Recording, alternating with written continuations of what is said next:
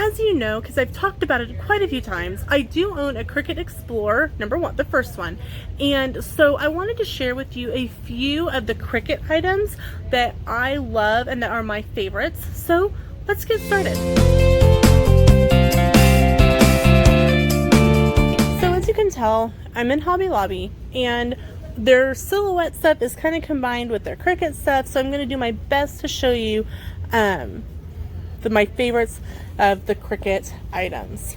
Okay, so first I'm going to talk about mats.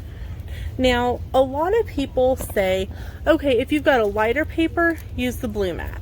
If you have a heavier paper, like say the basil, use the purple mat. I am a dedicated green mat girl. I have been using Cricut since before they had blues and purples and blues for mats. I am a standard grip green mat girl. I have found that no matter what paper it is, green mats totally work the best. They are the standard grip, so they're not light where nothing will stick to them, and they aren't purple super heavy where everything sticks to them. That is kind of what I have found between the other mats. Either nothing sticks or everything sticks. Green, perfectly in the middle. Now you may say, hey, I am using a lighter paper, I don't want it to be super sticky. Just press your hands on it, kind of put your hands all over the mat a couple times, kind of help put a little of your skin oils on it, and it will be perfectly fine. Continuing on in my favorites, I absolutely adore the Cricut cutter. It, to me, has the best blades, and it has a great, I don't have to go back and forth several times.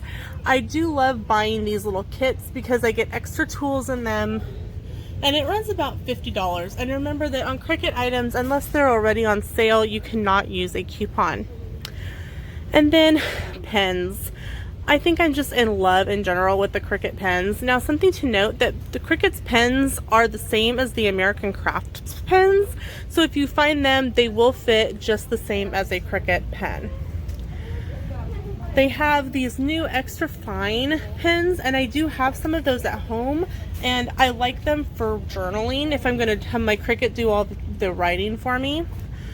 Then they have the black set that has different tip sizes. Now, even though it says Cricut Explorer, they do fit in the Maker as well. It's just older packaging. Love, love, love the Cricut pens.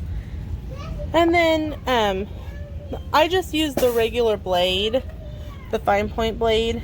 I don't use any of the deep blade housing. Since I do not have a Maker, I don't need the fabric blade or the fabric housing, so I don't really need that, or the scoring wheel. And then for Cricut iron-on and holographics, I don't use a whole lot of vinyl, but what I have used, I actually prefer just the straight up colors. The holographic and the it's just harder to use to me. It's harder to weed and see. My tips for you if you are using your Cricut for a lot of your things is, if you catch a sale, stock up on them. Make sure to keep an eye on Cricut.com, because they sometimes sell their big packages of like 100 mats or multiple blades in a set on sale, and you might be saying, but Lena, I can't afford to pay for the bulks of the mats or the blades. Get with some of your friends that you scrapbook with, and then go in together to pay for the mats and the blades, and that way you all get a great deal, and you're only paying a little bit.